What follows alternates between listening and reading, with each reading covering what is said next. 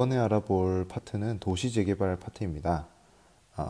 도시가 생겨나고 오랜 시간이 지나게 되면서 우리가 처음에는 쾌적하고 아름다운 그런 도시의 모습이었을지 모르겠지만, 네, 오래되고 낙후되면서 이 지역을 다시금 쾌적하고 아름다운 모습으로 탈바꿈하기 위해서 여러 가지 이제 개발 방안을 모색을 하게 되죠.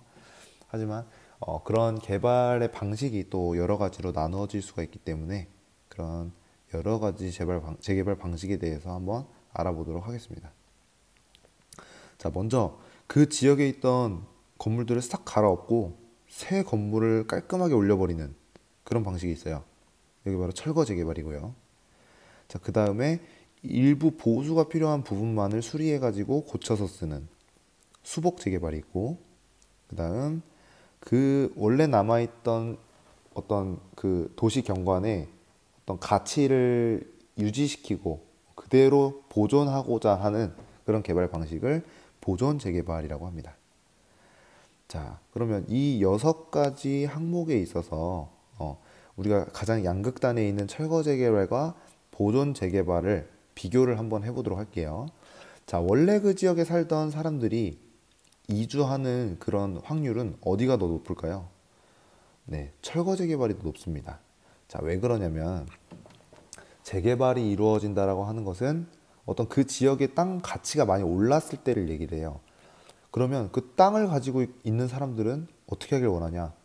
당연히 내가 지금 가지고 있는 땅값이 이만큼 올랐는데 거기다 높은 건물을 지어가지고 최대의 효율을 빼먹으려고 생각을 하지, 그냥 낙후된 상태로 두기를 원하지 않는단 말이에요.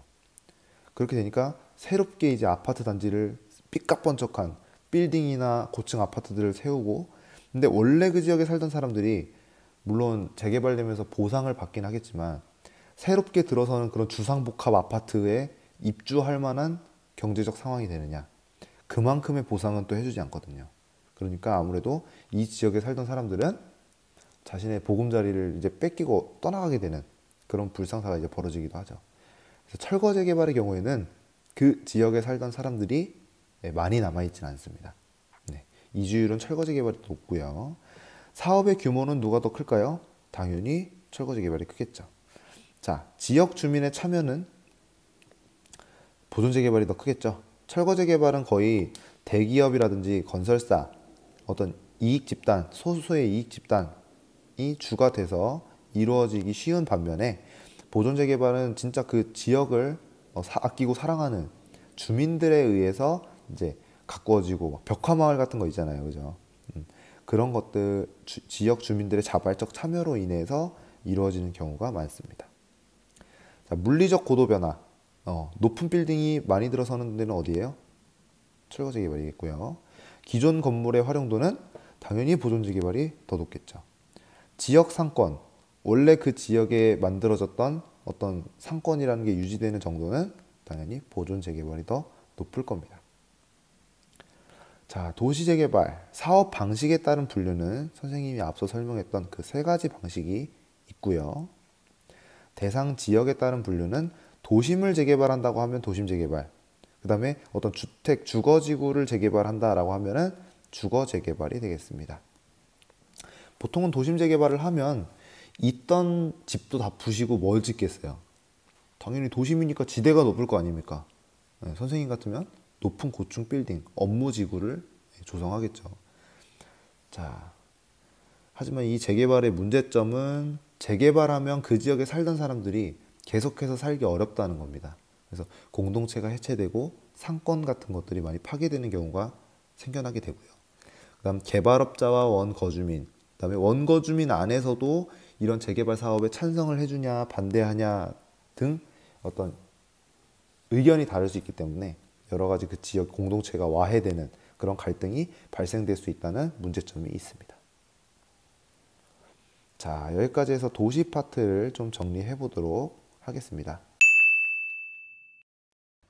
자, 우리는 마지막으로 도시 파트에서 도시 재개발에 대해서 정리를 한번 해봤습니다. 이제 그 도시가 만들어지고 오랜 시간이 지나면 그 처음에 만들어진 곳들이 처음에는 깨끗하고 쾌적했겠지만 시간이 지나면서 노후화라든지 어떤 뭐 오염 이런 것들을 피할 수는 없거든요. 그래서 나중에는 그 지역을 다시 뭐 싹 갈아엎고 깨끗하게 만들거나 혹은 필요한 부분만 고치거나 아니면 그 지역의 어떤 가치라든지 이런 것들을 보존하기 위해서 유지시키거나 이런 세 가지 방법에 의해서 지역을 이제 유지 보수를 하게 되는데 그런 것들을 이제 방법에 따라서 구분해 놓은 겁니다. 이 세 가지까지 하고 도시 단원을 마무리해 보도록 할게요. 자, 먼저 철거 재개발은 이름에서도 알 수 있듯이 싹 철거해버린 다음에 새로운 공간을 재창출하는 방법이에요. 그래서 기존 시설을 완전히 철거하는 거죠.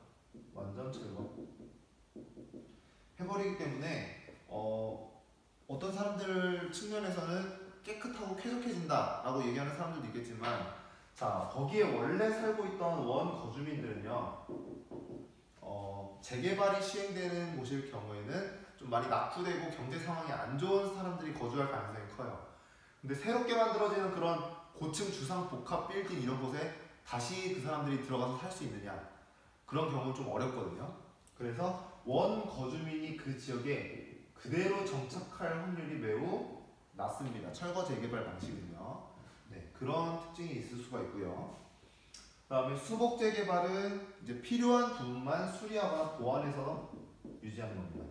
필요한 부분만 수리하거나 혹은 이제 보완해서 해서 그 지역을 더 쾌적한 환경으로 바꾸는 것을 얘기하고요.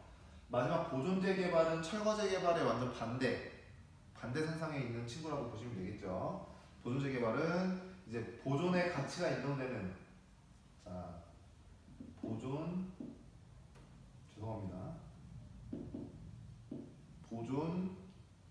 가치가 있는 지역을 유지하면서 관리하는 방법을 보존 재개발이라고 합니다. 자, 이 지역은 그 지역 주민들의 어떤 높은 참여도와 합의를 통해서 만들어지기 때문에 원 거주민이 그 지역에 계속해서 정착할 확률이 매우 높다라고 하는 차이점이 있겠습니다. 디테일한 것들은 수업에서 설명드렸고요. 뭐 그 이상 들어가는 것은 선생님이 봤을 때 뭐 시험 문제가 그렇게 어렵게 나오는 파트도 아니고 요 정도만 정리해놓고 떠올리실 수만 있으면 문제풀이에는 크게 지장이 없을 거다라고 말씀드릴 수 있을 것 같습니다. 여기까지 해서 도시 단원을 정리해 보도록 하겠습니다.